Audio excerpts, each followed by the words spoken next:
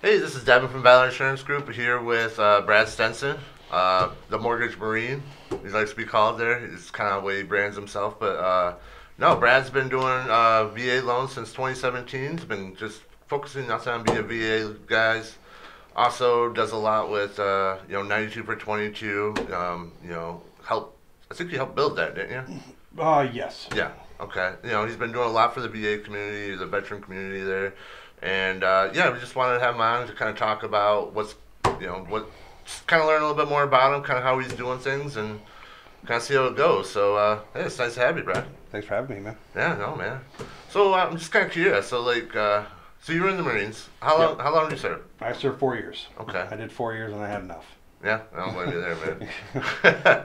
I joined when I was 22, got out when I was 26. I regret very few things in my life, and the one regret is I wish I would have joined like 1 or 2 years earlier. Honestly, I kind of agree on that because I joined when I was 20. So we actually joined at the same time. You joined in '04, right? Yep. Yeah, so I actually joined in September of '04. Yeah, I was in And- January '04. Okay, so around the same time there, a few months. But no, I kind of feel the same way because I was a little older than everybody else. It was just, I don't know, it was a little different. But yeah, I kind of agree. I wish I would have joined a couple years earlier. I think it would have been a different If you want to think experience. about it like this, you haven't noticed this, but you will now. All right. Most of the people that have been in lifers, right? They're Yeah. going to retire from the armed services. They joined when they were 18, I mean, that makes sense. right? Yeah, Think about the growing up that we did yeah. between 18 and 20, 18 and 22. I mean, we made a lot of mistakes. I made a lot of Oh, God, mistakes. me too, man. I mean, that's what you do. Yeah, That's how you learn. That's how you grow in life, Yeah. right? Well, when you're in, you don't get those opportunities to flop on your face. no. You don't learn the hard way. You don't feel that burn, right? No. Because, I mean, if you're an 18-year-old PFC or fresh out of boot camp and you go buy a car at the first car lot you see outside of base, I mean, what happens? Yeah. You drive back to your command Yeah. and your higher ups, one of your staff NCOs or maybe even your platoon commander, will take you back to the parking lot or that car lot and return that car. Yep. Because you don't know anything about what a 95% APR means. Oh, no, God, no. Right? Yeah. So, No. so you're not afforded those opportunities. So when you get out after you serve your first 4 years at 22, you hit the civilian world, all of a sudden you're like, oh crap, I got to pay for food. Yeah. I got to pay for housing. Yep. I got, holy crap. I got bills. I got this. I'm going back in. Yeah. Or Well, they it's- just don't. They just don't know how to live. Yeah. Well, and that's true though, because it's such a structured environment in the military. Like, it's not a bad thing. It's just it's so structured. You get used to that structure, especially once because. Think about it, you go through elementary, you go through middle school, it's all structured, you go through high school, it's structured to some degree, you know what I mean? You get a little bit more freedom, and then you go right into the military, which kind of redefines structure for you, but then, it's like just structure right after it back, and it kind of makes sense that more people are lifers that, kind of join when they're 18. Yeah. So think about that, man. Like all these staff NCOs that are leading us into combat are these degenerates that can't hack it in the real world. Yeah. That's awesome. Gives me a real big boost of confidence. No, but like the reason why I say I wish I would have joined later, because I had a mature head on my shoulders. Yeah. So I was, if I wanted, like I didn't need somebody knocking on my door at 4:30 in the morning to tell me to get up. No. I have what's called an alarm clock. Yeah. Skip, keep Fun. going. Yeah. I mean, it was perfect for 2 years of my life. I mean, it was exactly what I needed. I didn't have to, I had no say in when I woke up, what I did for the day, what I wore, Yeah. any of that. I had no say, which was great for 2 years. And after that 2 year mark, you're like, you know what? Skip my door. I don't need you to wake me up. I'm going to wake up on my own. Yeah. If I want to wear desert camis today with my sleeves up, by God, I want to do that, right? Yeah. I don't need somebody telling me what to wear. I was having a hard time after about the start of year 3, but we were also pretty heavily deployment heavy, so I mean that had a lot to do with it too. No, I totally agree on that. So I guess, what made you become a VA, or like a loan officer? We'll start with that. Man, it was like a total fluke. Wasn't your dream job? No, I mean same with the Marine Corps. I mean, I didn't grow up aspiring to be a Marine or anything. I mean, there's just my life dictated that outcome. Yeah. Right. I was nowhere where I wanted to be at the age of 22, so I joined. And this is absolutely no offense to you, but even before I joined, I was like, if I'm going to do this, I'm going to do this. Yep. I'm going to join the varsity team, right? Yeah. I'm going to join the Marine Corps. I know I'm going to go fight for our country. See, so the reason why I joined was actually because my grandfather was, my uncle was in the Army, so like, I kind of tried to put it off for a while. I was like, oh, you know what? No, I don't want to do that. I'm going to try to go to college, do that thing for a while, and lo and behold, you know what I mean? I ended up going back into the Army just like they did, you know what I mean? It's kind of... How many times did you attempt college before you joined the Army? Just once. Oh, that was it? Yeah. Underachiever. I know, man. Underachiever. Dude, I probably attempted college 5 times before the Marine Corps. I attempted it 2 or 3 more times after, and I finally got through. I mean, geez. I went altogether, I think I was in college for 12 years, and I have 1 degree. Yeah. It is just your basic undergrad degree. It did take me 2 times after the Army, so I will tell you that. It's weird. Like the paradigm shift in your brain.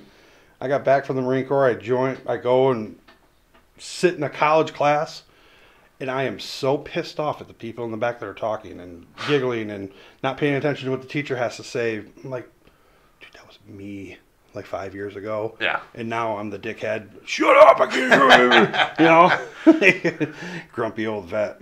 But what led me to being a loan officer was I really had a hard time with the transition. Right? We all do. Yeah. Transition. I mean, Jesus, dude.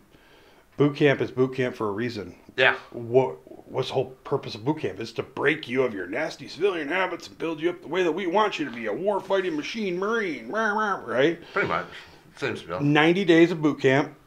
Depending on your job, you have 21 days or a few months of how to Marine out in the field, how to shoot, how to tactical shoot, all that crap. Then you go to your job schooling. So yeah. I had 9 months before I hit the fleet. Yeah. So 9 months to build me up to be a Marine. Yeah. Okay? I mean, yeah. I left TQ Iraq in November of 07. I got out in January of 08. If you know anything about the Marine Corps, the month of November, we don't work. Oh, really? It's Thanksgiving.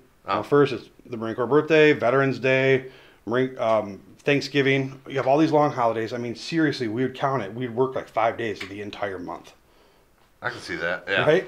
So trying to check out, do all 98 things on your checklist so that you can attend TAPS class was damn near impossible when you don't have a car on Camp Pendleton during the month of November because every place is closed. Oh, yeah. So you can't go get the check in the box at S1 or S2 or wherever the hell, right? Yeah, wherever you gotta go, yeah. So finally I get all the checks in the box. I attend my TAPS class, 8-hour death by PowerPoint, going over all these fantastic benefits that I have just earned. But was I ready to accept those benefits yet? No, absolutely not. Not even close. I was way too damn proud to file unemployment. I'm like, I'm an honorably discharged combat veteran Marine. Who's not going to want to hire me in 2008? Yeah. Oh, yeah, I got it at the same time, so, yeah. 2008. Yeah. Right? So I'm not going to file for unemployment. VA disability, nope, 10 fingers, 10 toes. I don't want to deal with the VA. I don't want to deal with anybody. If you've ever served, fuck you. I don't want anything to do with you. That's the way I was. I was jaded like that. To some degree. I'm with you on that, yeah. So 8 hours to teach me how to be a civilian. January 20th, 2008 comes around. I get my DD-214 at 12:01 a.m. They just unleash me to the world. And I have no idea what's coming my way, man. Yeah. I mean, you want to talk about the highest of highs and the lowest of lows in a span of 72 hours. Oh, I'm sure. Right? I mean, fuck. You just realize that, man, I just made a big mistake. So resentful and so just all these negative emotions. And it wasn't until 2013 when we closed on my first ever house using my VA home loan was I able to finally transition. Yeah. And I didn't realize it or appreciate it at the time. It wasn't until 3 or 4 years after that I really start processing, like, oh my God, it was because of this house. Like, I started to really turn in the transition and became incredibly proud of what I did and who I am. Yeah. Because, I had to do all the things I had to do to be sitting here today. Yeah, exactly. Yeah. I wouldn't change it for the world. I'm here. Yeah. You know, I'm good with it. It's the best way to be. Right? But I wasn't like that before, and I didn't realize everything that was going on in my head until I had 2 Marines I served with take their own life. And I was like, oh, crap. Damn. You know, like, how the hell did they... we saw, like, we both deployed to the same places, did the same things, saw the same stuff. Why am I over here doing okay and they took that route? Yeah. You know, I mean, it's the golden question. Nobody can honestly answer that. No. Because if you are thinking about that, that means you have a normal thought process. Yes. And you can't put yourself into a suicidal person's shoes if you've never been there. No, 100% no. Yeah. So you can't put yourself in. So I had to do more. I'm like, all right, I have to do more. I mean, I was mad at him for not calling me and reaching out because my phone's always on. My golden rule: if anybody calls me that I serve with, I stop everything I'm doing and I'm answering that phone call. No, don't blame me there. Period. I mean, yeah, 100%. I mean, I've hung up on agents, I've hung up on clients, like those guys trump everything, because I'll be damned if I miss that call and they take their life. I don't want that shit on my conscience. No, exactly. I mean, exactly. But, it wasn't really until I was at a family reunion until I realized the whole gravity of everything that just went on over the last few months, right? So I just bought a house. Marine I served with killed himself, which made me do a lot of deep thought, and then I was at a family reunion. Me and my cousin were sitting there just shooting the shit like 2 dudes on the block. He served in the Army. He was deployed he enlisted in 03, got out in 06. He was deployed the entire time he was in. Yeah. Afghanistan twice and Iraq once. Damn, yeah. To this day, he's still completely messed up. I mean, he's 100% unemployable.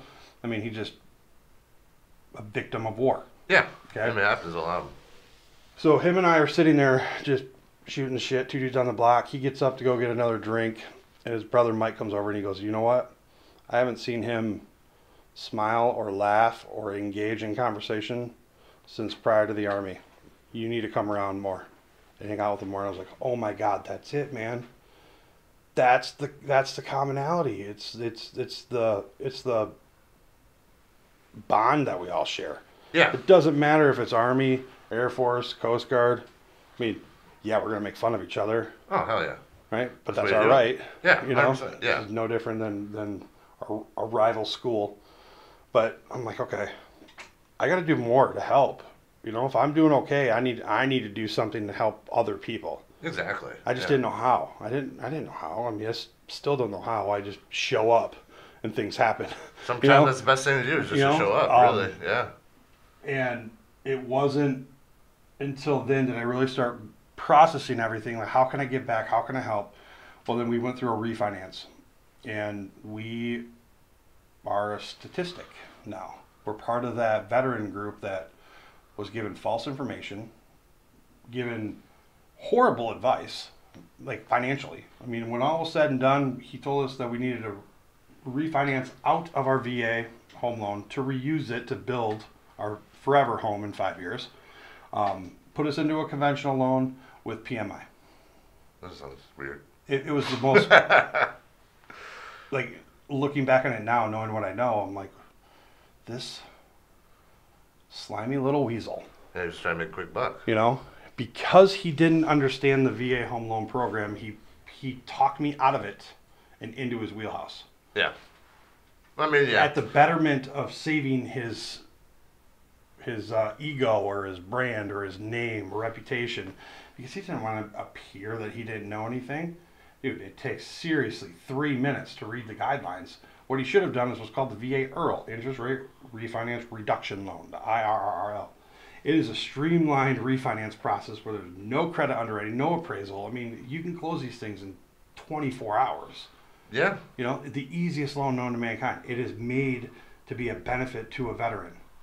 And I was talked out of using that benefit, only to refinance into a conventional loan so the VA could restore my entitlement.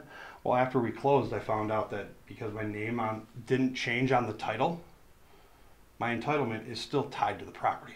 Oh, really? So I did that refinance for no freaking reason. Oh my God! So you just refi, but it still has the VA attached to it, so now you can't use it even. anywhere else. But then, yeah, you're not really getting the benefits of the VA program. Correct. Now, what I had to do, because he talked me out of it, is I applied for and received the one-time restoration of entitlement. So if you have an existing home and you're building a house, Yeah. you can still own this house, apply for the restoration of your entitlement, so now you have full entitlement to buy your higher house with no down payment. Oh, okay. It's just a way to do it, but I mean, there was no reason why I had to. It's a one-time only restoration, so I better hope that I don't have to use it again. Yeah. Because I mean, my entire entitlement is tied up in my current house. Jeez. So Wow. if I had to buy again, I couldn't restore it to buy. I would have to sell Sell to and then buy. and then buy. Okay. I mean, there's a lot of nuances with the VA home loan, but it's the easiest loan to do, but it's the most confusing and most messed up loan across the country. It's just because nobody probably. I mean, there's not a lot of guys that like focus on it like you do. I'm sure there's very very few. Yeah. So I mean, if you take the year, I mean, we just are into 2023, so we don't have the data for 2022 yet. But if you look at 2021, the total purchase transactions here in West Michigan, there's like 35,000 total purchase transactions. Cash, conventional, VA, FHA, you name it. Yeah. 1,500 were VA. That's a 4.2% market share. That is crazy low. And there's way more veterans out in West Michigan than that. There is, but I mean, it holds true. It holds around the 4 to 5% market share across the country. All right, because I mean, veteran population only makes up 10% of the overall population, if not less. Yeah, I guess so. True. Right. So I mean, if you take the overall mortgage transactions, VA is a small sliver of it, but it's a ton of money. There's a lot of loans and things that happen, But in our area, 4.2% market share. Well, let's apply the law of averages to the loan officer world, right? So most loan officers are a jack of all trades, master of none. Yeah. Right. I can 100% see that. You know So what I mean? they know a little about a lot, right? So conventional guidelines, FHA are guidelines, internal product guidelines, so on and so forth. So they know a little about a lot. Whereas me, I knew coming in I was going to go VA 100%. Yeah. And that's all I do. Well, that's right? kind of the reason why I got into it all. So in my industry, to build up the experience in all the loan programs, it's going to take you 10 to 15 years in the industry. Yeah. To get your hands in it enough to be competent in all the programs. Okay? Makes about sense. When you hit the 10 to 15 year mark, typically you'll originate 100 or more loans in 1 year. But to make the math easy, because I'm a Marine, we don't do math. All right, we're going to use 100. So this 15-year seasoned, salty, kick-ass go-to loan officer did 100 units last year. 4 or 5 of them were VA. Okay, so you stick around the 4 to 5%. In the whole year. Yeah. So it's 1 a quarter. Yeah. So now you can really kind of start to understand where the confusion comes from because you're not in it a lot. No. Right? And the guidelines for the VA home loan are written the exact opposite of the others. Oh, really? Yeah. So if it's in the VA guidelines, it's telling you what you can do or cannot do. What you cannot do. Okay. The other ones tell you what you can. So it's telling you in black and white with a conventional loan, your buyer has to meet A, B, C, D, E, F, G, all the way through Z. Yeah. And they have to not only meet it, they have to exceed it, and we have to be satisfied with it. Yeah. With the VA home loan, it's saying the veteran cannot whatever. Veteran cannot whatever. Cannot. So if you can check those boxes, yeah, the VA is going to insure it because that's where all the confusion comes from in all of this. Oh, yeah, because everybody thinks that the VA is giving you the money. Or everybody, I mean, the civilian population out there believe, like they 100% believe that we know our benefits. Well, that's the other thing. Yeah. They assume that we know them. We don't know anything. And it's not easy, really, to find out exactly what you have. I've looked. Yeah, I mean, but you cannot, as with anything VA, when you read it, you're like, oh, we want to talk about, okay, so the VA is capital VA and vague. Yeah. Right? I mean, the that just are broad statements out there. So broad, they're confusing, you know? So it's everybody's interpretation of it. So in the lending world, the roles that everybody plays, the VA insures lenders who give their own money. Okay, Yeah. so the VA, this is where the guarantee comes from, because this is one of the only things that vets are probably going to say about their VA benefit. I'm guaranteed a home loan. Yeah, 100%. Well, And then most of them probably think it's just one. You can do it one time. I'm guaranteed a home loan. Well, yeah, that's not what the guarantee means. Okay? Yes, you have earned the VA home loan, but you still need to qualify with your income and credit and so on and so forth. But so the VA guaranteed loan program, simply put, states that if a lender gives money to a veteran to buy a house, the VA will jump in the event of default or foreclosure, and provide 25% of the original loan balance to the lender and wipe the loan off the books. Okay? This is what PMI is for.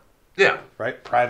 A mortgage insurance. This in the lending world, if you put less than 20% down on any loan program, you're going to pay mortgage insurance, which is a monthly charge anywhere between, I mean, it starts at like $110 and goes up from there.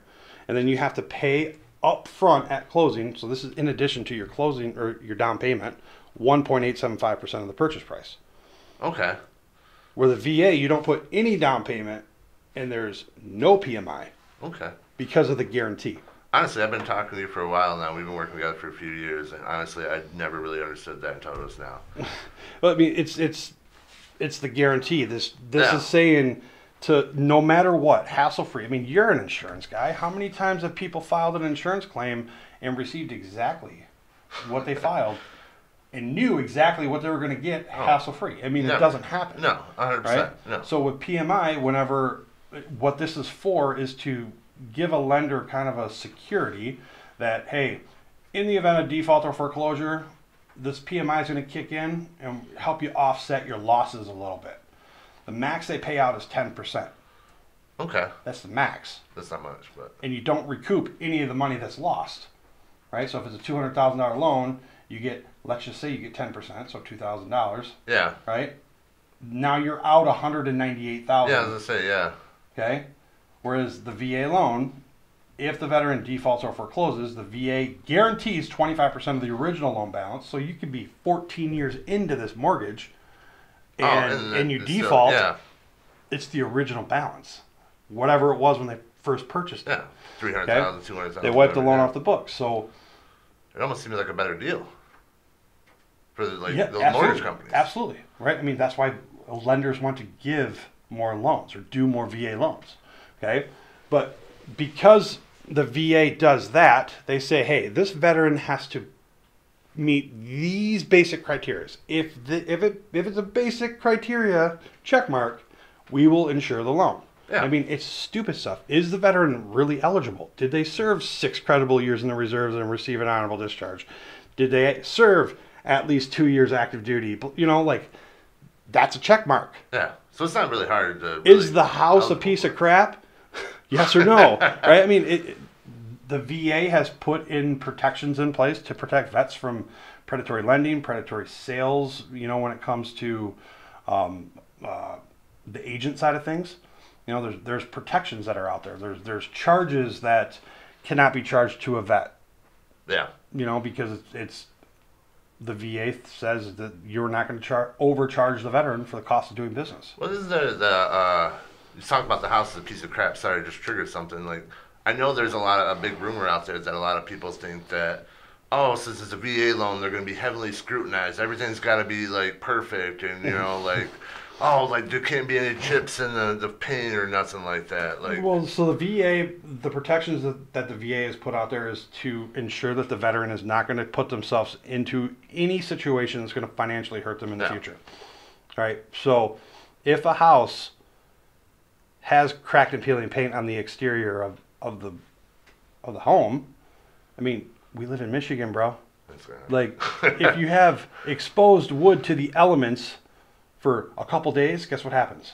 Yeah. Your wood rots. Yeah. What happens when your wood rots is now you have a structural concern or a safety concern. Those are the 3 S's when we're talking about the VA home loan and what they consider as suitable living environment is the house safe, sanitary, structurally sound. Yeah. That's So it. they're not as strict as like the rumors say. It's the exact same scorecard as that any other appraisal out there. Okay. Yeah. Exact same. Because sometimes you hear that stuff like, oh man, that's gonna be you know what I mean? Because I remember when I first bought my house, there was a couple things like the door frame right around my front door. You got there was some chip on there. Oh, you might, we might have to have them paint that, and it was just these little bitty stuff. I'm like, really? Like, I didn't realize they were that strict. Well, and you're kind of hammering the point. Like, who you work with matters. Exactly. It is 1,000% true, because to go along the lines of the need for a specialist, I mean, we didn't really discuss too much about this, but you have these everyday loan officers that are out there. They're killer, kick-ass loan officers. I mean, it's no different than me hosting a dinner party. I invite you, me, Michael Jordan, who's the greatest basketball player of all time. Yeah. I mean, and I'll fight to the death anybody who wants to say otherwise. I'll agree on that one. Right? LeBron, get out of here. Right? No, baby. Yeah. Carry me off for cramps. Tom Brady, greatest quarterback of all time. Yeah. Right? So we have two of the greatest players of all time at our dinner party, which should be a kick-ass dinner party. Hell yeah, would be. I'm down. Lastly, we're going to invite Gordon Ramsay. I don't know if Gordon Ramsay is the greatest chef of all time, but everybody knows him as a good chef. Yeah. Okay? So it comes down time to start prepping the food. Who do you think I'm going to ask to help me prep the food? Michael Jordan, right? Why would I ask Jordan? I mean, he's the greatest basketball player of all time. I mean, why the not? greatest basketball player of all time. Yeah. Right? But that doesn't mean he can cook. No, exactly. I'm gonna get the guy who is a professional cook to exactly, prep the food. Yeah. And that's how this applies in the loan officer world. No, exactly. There's every loan officer across the country can do a VA home loan, right? I mean, Jesus, I have a Blackstone grill, right? Oh, yeah. Big skillet. Yeah, Okay? I got one of those too. Yeah, I love this thing. I can flip my freaking things and flip my rice up and everything. I'm never going to work at Benihana. I mean, I am absolutely terrible. Oh. Right? I think I'm good. I was going to say, in my mind, I'm good. So Right? I'm with you. Exactly, right? Exactly. I mean, I try to spin it on my finger and it just falls over the ledge. Shit, I got to get a new one. Can't make anything light on fire, can't flip, just whatever. I'm with you there, but it's the same thing. I mean, people can do it, doesn't mean they can, and they will, right? But what we were getting at with the guarantee and the checklist and everything is what's called lender overlays. This right here is the hands down most confusing aspect of the VA home loan. This is where all the rumors and myths come from. Hands down. Okay? Because he who holds the gold makes the rules. Pretty much. As we've established, the VA does not give money, they insure the money. Who gives the money? Lenders. Now, lenders are banks, right? And we're talking large amounts of money here. Yeah. Now, I know not everybody is a business person, but everybody can understand that a sustainable business model is not bad investments. No. Right? No, 100% no. So bad investments are people that either have no work history or bad credit or this, that, the other, right? So every single lender has a different appetite for risk, because that's what every person is to a lender. Black and white, you are risk. Exactly. Right? The way insurance looks at it. So when people are like, well, how does the VA view credit? I mean, it's kind of a loaded question, because if you ask any veteran, they're going to rattle off some number. Oh, yeah, 580, 620, 680, 720, 351, because you always have that one jackass who likes to throw the lowest number possible, right? Yeah. All these different numbers, right? Well, first off, you're more than just a FICO score. Oh, one, 100%. right? But number two, he who holds the gold makes the rules, right? So it specifically in the VA Lender Handbook, which is the Holy Bible that every lender across the country must adhere to when they're doing VA home loans. Yeah. In Chapter 4, Credit Underwriting, in bold, its own paragraph, the VA does not have a set minimum FICO score requirement. Well, yeah. So then where the hell are all these numbers coming from? Well, the lenders. Yeah. Lenders can add on any additional layer of risk protection to protect themselves from giving bad investments, right? Yeah. I mean, because, again, nobody's in business to lose money, right? No. And you lose money with bad investments. I mean, we're the same way in insurance. Like somebody be like, hey, hey, I want to get a quote. What do you think it's going to be like for me if I buy this new car? Dude, there's so many variables and factors that go into it. That's like I might as well just put a blindfold on and throw darts at a dartboard and hopefully I get a bullseye. You know what I mean? The Like biggest mistake that we make as consumers is what's interest rate? Well, I don't know because we don't have a property. I don't even know your first name, right? If you are solely looking for interest rate and interest rate only, you are swimming in a freaking swamp with nothing but alligators, dude. Yeah. That is the absolute worst strategy I've ever heard. Now, you should, yeah, absolutely be rate conscious. Absolutely, right? But what good is a 5.5% interest rate when you can't freaking close because the lender sucks? Yeah. That's what they are. I mean, you get what you pay for. If you want the cheapest yes. rate, you're going to get some really shitty lenders that It's don't some know crappy deals. that just don't know anything for anything, and they can't explain it to you. You think you're doing something. You think it's one way, and then in all actuality, it's another way, and you don't find out because this person can't explain it to you. It's just horrible. I see it time and time and time again. It's like, Jesus, you guys. That happens the same in our world. Everybody's just like, it's like kind of like one of the most powerful things I ever heard was, and it was kind of interesting, was like, so what phone company do you have right now? Like, who do you Xfinity. You use Xfinity for your cell phone? Mm-hmm. But it's like, most people like will say like Verizon, Sprint, T-Mobile, but like, there's straight talk out there. There's Boost. There's yeah. Boost. But it's like, you get what you pay for. But even though these, they want better coverages, they want this, but you get what you pay for. So like, kind of backing up your point there is, yeah, I mean, you should be conscious of the price, but really, I mean, there's so much more that goes into it that Yeah. you'll do the same thing over your cell phone because you use it every day, even though you may not, you're still using your home loan and your insurance every day. It's just not actively like you are on your cell phone. Yeah. Yeah. It's just kind of crazy. It's what I mean. It's no different than so. Like, I don't know. When I first got out of the Marine Corps, I was broke, and I had to go buy a camping chair. So I went to Walmart and bought a $4.99 camping chair. Okay, we were going camping for the weekend. I'm fairly certain that chair lasted a day and a half before it broke, and I had to go buy another one. Right? So at the end of the summer, I'm like, how many freaking chairs did I buy? Yeah, really. $4.99, $5 chairs. Yeah. I think I bought 10. I mean, that might be underestimating too, right? Yeah. There was a chair there that was $39.99. I said, absolutely not. That's way too expensive. Yeah.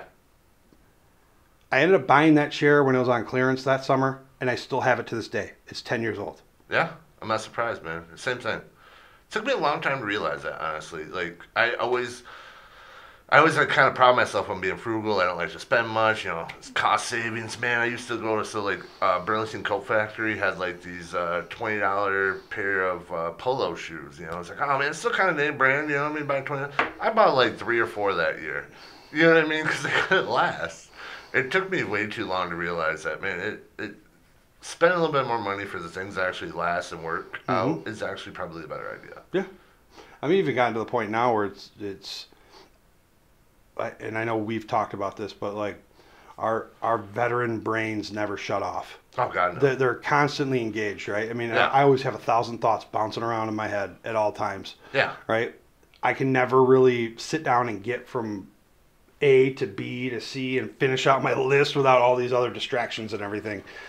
Unless I have my hands occupied and I'm forcing myself to just be there, think through this stuff, feel the feelings, process what your thought process is going through, right? And then make the decision. I mean, that's what I had to just recently do. Like, I'm switching companies, right? And I mean, it's a big change. Oh, 100%. Right? So I redid my entire office over New Year's weekend. My entire office. I reran all the wires. I did all the, just stupid. Like, I didn't need to do that, but I needed to process everything that was about to happen. And prior to that, at our old house, I would do home projects. I'd teach myself how to do something. Right? Not a bad idea. install a dishwasher, install a garbage disposal, put up backsplash, change out outlet, that kind of crap. Yeah. But now it's to the point where I actually have to do a cost analysis of my time. Okay, if I spend the next 5 hours replacing 4 outlets versus hiring out this job to replace these 2 outlets, what's the cost benefit here? Like, what am I going to do with those extra 5 hours? Could I actually do something to generate more income by doing something to get a loan or help a veteran out or whatever? Spend time with the family, because you got to have the balance. You have to have a balance, right? You got to have the balance. So I mean, there is no such thing as work-life balance. Oh God, none. You just got to make sure you make time for everything. And people are like, oh yeah, I'm way out of balance. You're always going to be way out of balance. God, yeah. It's not what you preach, it's what you tolerate. Pretty much. So I mean, if you tolerate that, then it's always, you're always going to be chasing it. You know? Exactly. But you do, if you're okay with just knowing that it's not ever going to be in balance, and you just put forth as much as you can whenever you can, that's how I sleep at night. Yeah, exactly. Jesus Christ, I mean, I'm a loan officer. I'm pretty successful at what I do. I bring in a lot of business. Yeah, right? So I'm help a lot of guys. Busy. I started a national training school to help loan officers know the VA home loan program. We're also branching off and starting one for agents as well. We're going to launch that here pretty soon. Oh, so those are my 2 day jobs. My 2 night jobs, I run 92 for 22, the nonprofit, and Vet Sports, which is also a nonprofit here in West Michigan. And dude, there's not enough time in the day. No, exactly. Like, there is not enough time in the day. There's absolutely no way that I have a balance with all that stuff. No, yeah. Right? So what I found out just recently, like within the last year, is you have to really just be. Just be. You have to allow yourself to just be there in the moment. No phone, nothing. Don't distract yourself. Don't teleport yourself somewhere else. That's what I always do. Yeah. Oh man, this sucks. I'm going to go somewhere else. And then I'm gone in my brain. I'm just gone somewhere. No, I'm with you there 100%. Now, what I realize that does to me, and this is a lot of vets. We're never allowed to share our feelings. In the Marine Corps, hey, gents, I know it's 1800 on a Friday and everybody else is on Liberty, but we're going to go to Horno and we're going to PM their crew serve rifles. Seriously? Yeah. Like, it's Friday. Yeah. It's 6 p.m. and everybody else is gone, but you're going to make us go over... No, I'm with you there, man. Dude, the Marine Corps is just some stupidity. Army did the same crap. They all do, honestly. No, I'm with you there. So, I mean, one thing I'm sure you're probably getting a lot of is like, everybody's always talking about all these interests. Kind of go back to the interest rates there. All these interest rates are going crazy. You know what I mean? Like, obviously, I'm sure there's been some decline in people looking to buy houses and stuff. But I mean, I guess what I was taught a long time ago and kind of believe still is like, the only time an interest rate really matters is if it's going to be like, it's not going to change in the next 20 years, which is not going to happen. It's always going to change. Even if I gave you an interest rate of 25%, yeah, you're still building equity in your house. Exactly. You're building for your future. Exactly. It doesn't matter if the rate's 25, 50. I mean, if it's 100, then if it's 100, then you're still renting. That's what I'm getting at. That's what I'm getting at. Like, if you rent, you're paying this money every single month to make somebody else, rich. Yeah, pretty much. Versus if you own a home, every single month that money is actually decreasing what you owe on the property, and in the future when you go to sell that house, it's going to be substantially more than what you purchased it for. Yeah. Right? So if you bought it for $200,000 and you fast forward 10 years, you're going to sell for $325,000, you probably owe $100,000. Yeah. So you just netted $225,000 on a home that you purchased for $200,000. Yeah. I mean, right? Exactly. I mean, it's got to be really hard for people though, because so kind of going back to like the interest rate and cost, everybody's like, interest rates and cost, and it's like about price in a way. But like, I mean, everybody kind of kind of halfway look for a house. At least I know I do. You know, you're always on Zillow or it pops up. You're always kind of curious what's looking around or whatever to some degree. But honestly, I don't think the interest rates will really stop me from buying the house that I want because I know in a year or 6 months that interest rate is always going to change. You can always, like we've already discussed with the EARL, interest rate reduction refinance loan. You can do these whenever it's a benefit. Exactly. It's to save you money. You know, like that's what it's all about. Exactly. Right. But I mean, there's always a rattlesnake in every market. Always. Oh yeah. Last year, interest rates were what, 3s and 4s. Exactly. Okay. Yep. But the homes were all overvalued. Yeah. Okay. So well, then people weren't paying like what appraisal costs. There was all kinds of other stuff. There's a whole bunch people of weird things, right? more or whatever. Yeah, they go above and beyond the appraised value. Yeah. You know, but a home last year that you purchased for $325,000 with a 4.5% rate. Yeah. Has the same payment at the same house this year for $260 at a 6.5% rate. Right? So I mean, it's the same payment. It's a break even. The home values are coming down because it's not an absurdly weird market. Yeah. Right? But interest rates are higher. Last year it was overvalued home, lower rate, same payment. Yeah. You know, it all kind of works out the same, but and that's the crazy thing. I think exactly everybody kind of gets stuck on that price thing, and they don't really look at the full picture like you're talking about here. And you know what I mean? Back to once again, it kind of depends who you're working with. Like absolutely, like, who you work with matters. Is 1,000% true. I say it all the time. You know, you need to work with an advisor that will actually sit down and discuss these things with you. So, like, I'm just out of curiosity. What's a good process that like so if somebody got a hold of you like. Or maybe one of the clients or somebody here will put your information below. But if they want to go through, what does that process look like with you? Well, the first initial consultation, I mean, it's just us shooting the shit, talking about our time and service, figuring out, I'm asking you these questions for a reason. You know, I need to figure out if you're active duty or reserve. Yeah. If you're a reserve, were you ever activated? Because these are the documentations that I need to submit to the VA to prove you are eligible for the VA home loan. Yeah. All right. You become eligible because you've earned it through your enlistment. Yeah. Okay, I mean, you have to meet certain timelines and all this other stuff. So I'm asking questions to see if I need to help this vet get documentation or not. Because if you talk to a Marine Reserve from Alpha 124, hey man, do you have your CRCR and your honorable discharge cert? No. What the hell is that? Yeah. It was in your outpack. It was in your packet you received when you discharged. They didn't give me shit. Every single one that you talked to. So yeah, they did. Yes, they did. I know they did. Pay no damn time to. So I use myself quite often as a guinea pig and shoot how-to videos and help them get these documentation. Because I mean, what happens when you call like these big 1-800 lenders, these call center ones? You call them, and they're a call center employee. Yeah, 100%.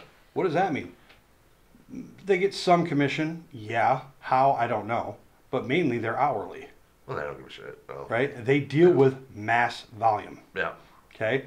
So you call Johnny Jihad at the 1-800 number, right? Johnny tells you, asks you a couple questions. Hey, how much money do you make a year? What's your social security number? What's your date of birth? They issue a pre-qualification letter just off that. Pre-qualification is vastly different than a pre-approval. All right, so let's get this straight. Pre-qualification, simply put, is stated. Nothing is verified. Okay. So I can call them and say I make $1 million a year. Yeah. They'll issue a pre-qualification to purchase a home. Based on you make $1 million a year, you just made it up. Okay. We go under contract. I found a $1 million house. We go under contract. They ask for my pay stubs. Hey, you don't make $1 million. Well, no shit. Yeah. They're just trying to buy this nice house. Yeah. I don't know how this works. Right? Yeah. And next thing you know, the deal falls out. Now we have 2 agents that have been burnt by the VA home loan, all because of the inept aptitude of these headset jockey lenders. Yeah. Right? But the one thing that they never do is they never, ever, ever pull the certificate of eligibility. And that's the one thing.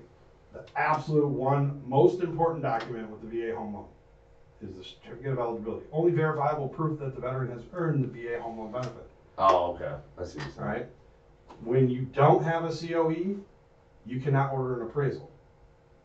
Oh. If you can't order an appraisal, you're never going to close on the house. No. Right? So you need to get it. Well, if a veteran, you know, what I'm told all the time here when people are like, you specialize in VA?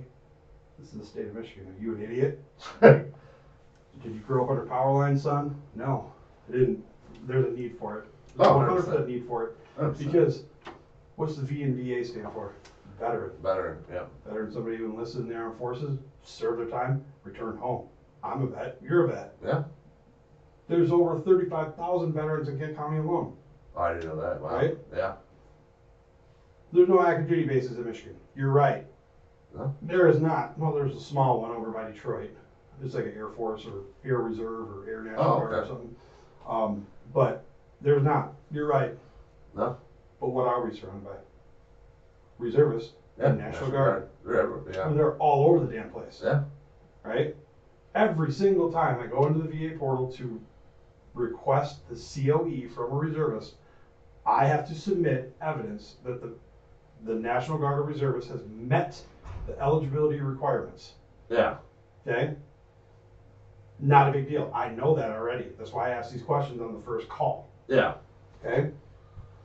Well, if you call a 1-800 number headset jockey guy, they tell you, oh, you must not be eligible, so I need documentation from you. Can you get your point statement and your honorable discharge documentation? That says, where? I don't know, online. Archives.gov. But that's a true site. Yeah, okay? I know. Archives is the National Archives. Yeah. Okay? If you send a National Guard member to the National Archives, what do you think happens? I don't think they get what they want. Correct, because contrary to the name, National Guard is actually a component of the state armed forces. Yes. So it's governed by the governor of the state. Yeah.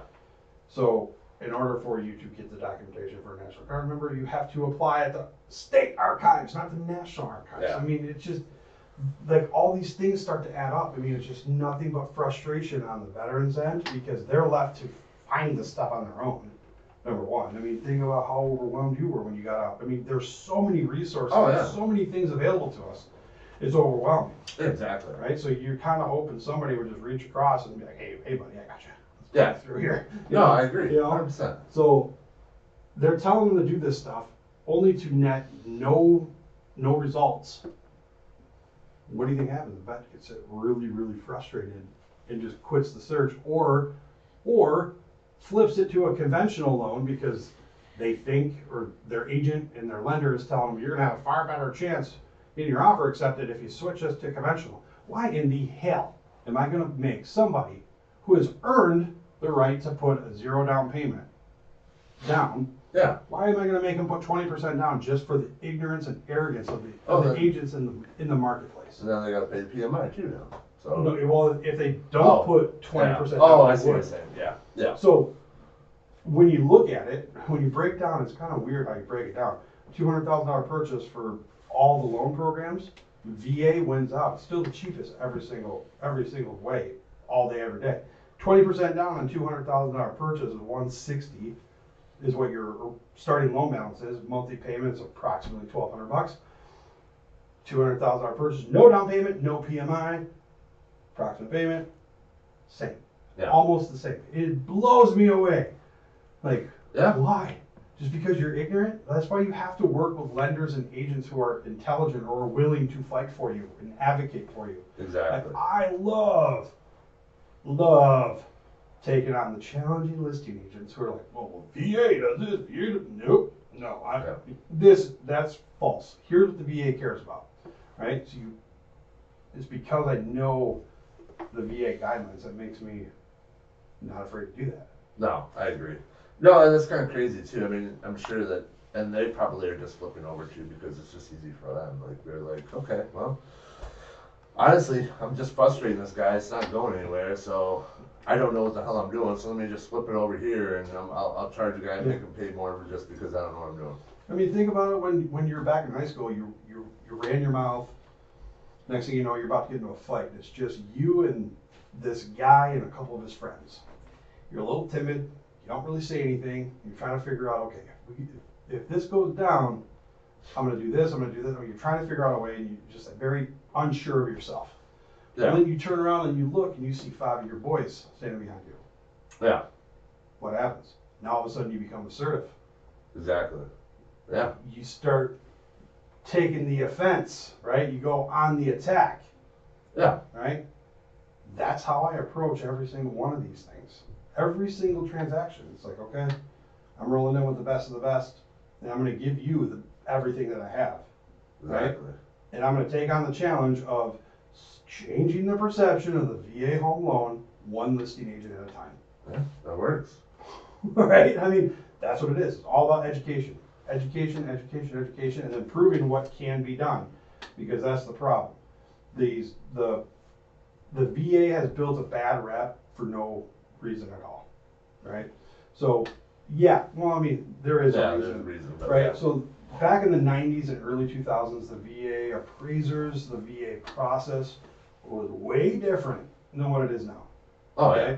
So you would have to submit your loan file to the VA. The VA would have to underwrite it and do all that stuff, and then it would come back, and lender would have to redo their underwriting again to make sure everything's still kosher. I mean, it took forever. It was a pain in the ass. The appraisers were grumpy old men, you know, like they just nitpicked and all this crap. So I mean, I get where it came from. However, part of growing up and growing and just becoming better people, humans, is making mistakes, learning from those mistakes, redeploying fixes for those mistakes, and crushing it. Exactly. The VA has done that. Yeah. Absolutely, hands down, completely flipped the game. However, we got these freaking crotchety old training brokers that are out there that haven't accepted a VA home loan since 1998. It was a horrible experience. I'm never, ever going to accept one again.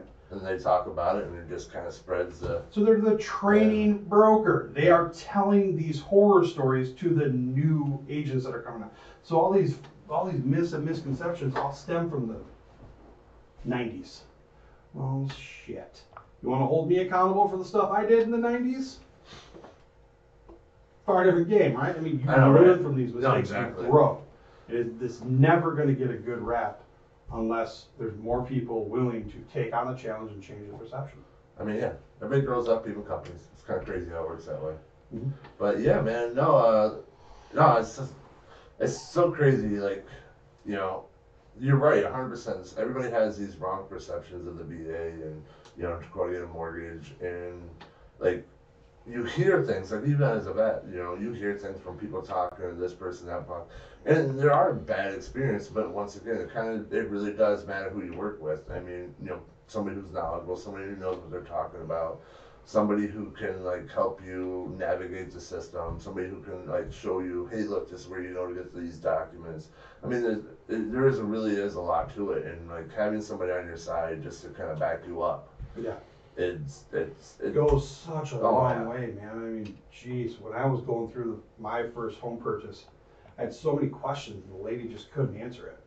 Yeah. Because I'm pretty sure she had no clue about the VA home loan.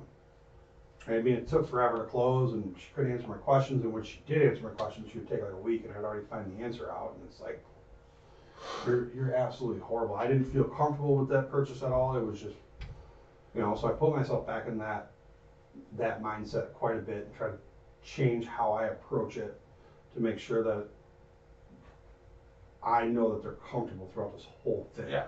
You know, and it's just by giving them the 100% truth, because that's another thing is when you're going through this process, this is the biggest, most emotional purchase of your entire life. You know, it's an intense 30 days. You know, just with everything, you're packing, you're moving, you're all these documents, and you know the concern of it not being able to close and all sort of crap. You know, it's very stressful.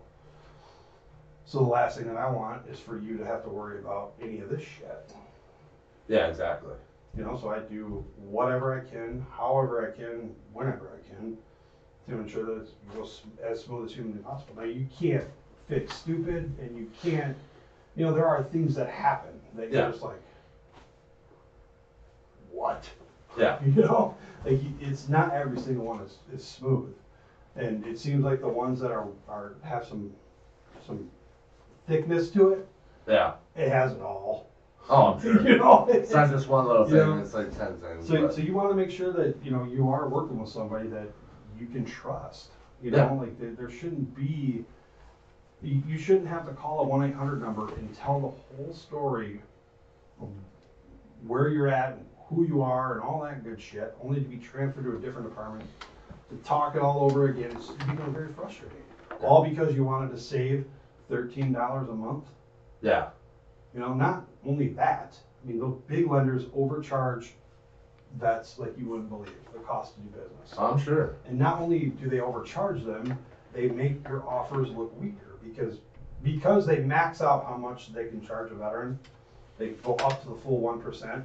Now, whenever you submit an offer, there's all these other fees that everybody believes the seller has to pay for.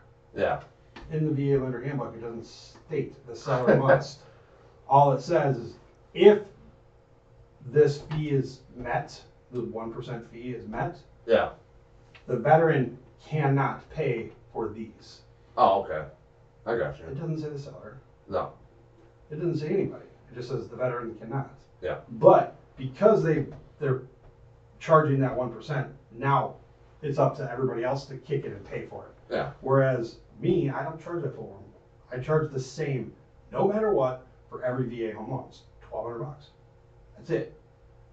So $300,000 purchase, I'm charging $1,200. That leaves what, $1,800 left over for the veteran to offer to pay for these other fees. Oh, so okay. now we're apples to apples. Yeah. Right? Now we're lender against lender. Yeah. Who's going to get the loan done the quickest and who is going to actually close this? Certainty is a big deal, right? Because if you have somebody like Navy Fed on your pre-approval letter, their name in this market doesn't go over too well. No, really. A local lender who specializes in VA, who they know and trust, versus somebody they don't even know if it's going to close. Yeah. You know what I'm saying? Yeah. Who you work with matters. Exactly. Who is on your team is everything, man. It's no, I mean, fuck, dude. Go back to one of your deployments. You want to go into combat with the discount squad, No, God no. right? God no. Man, these guys were cheap, but they had 3 bullets apiece. What's the point of having you then, right? I mean, Yeah, exactly. we saved some money, but we got our asses whooped. It's the same thing, man. I mean, every time we went out on patrol, every time we did anything, I knew I was rolling in with the baddest of bad. Oh, exactly. And that makes you feel even better. Yeah. And that's the same concept that I apply every transaction, every single day. Going and get it done once. In the people I roll with, I know I'm rolling in with a freaking crew of badasses, like your company. I mean, geez. Dude, homeowners insurance is one of those necessary evils that can either make or break the deal. I mean, we had one transaction a couple of years ago now, where this is when I found out Northern Shore's property taxes were astronomically high now. Oh, really? Yeah, it was a $230,000 purchase. I pre-approved them for $230,000, and we're in a bidding war, so we had to figure out how much higher we could go. Yeah. I said $235,000, accounting for 1% property taxes, which is the norm. And this is the absolute max we go. We couldn't go any higher. Yeah. So $235,000 was the absolute max. Property taxes come back. I accounted for $200 less per month. Oh, geez. So we're like, oh shit, man. Like, this dude is not, he doesn't qualify anymore. He doesn't make enough money. Like, we have to either pay off these debts or, ooh, Devin, give us the cheapest homeowner insurance you possibly can. I think you came back and you saved him like $75. So we're like, oh, this is way better. This is way easier bite to take here. 125, we could, right? So like, we just got cute with things. But that right there saved us immediately. And it totally changed the mindset. Because, I mean, going from, fuck, man, where are we going to get $200 from? Yeah. To, ooh, 125? That's easy, because he has a debt that he can pay off for 130. Boom, qualified. Yeah. And it's crazy, it's like, because, like, so I'm kind of the same way as you. Like, even my advantage is because I'm a broker, I work with multiple companies. So, like, I can still give those same the same coverages that they need, for a better price. And kind of like, kind of similar to that. It's kind of crazy. I didn't realize, I don't think you ever told me that story before, but that's pretty awesome. Yeah, I mean, I don't ever acknowledge you when you do a good job. Well, no, I mean, why would you? No big deal.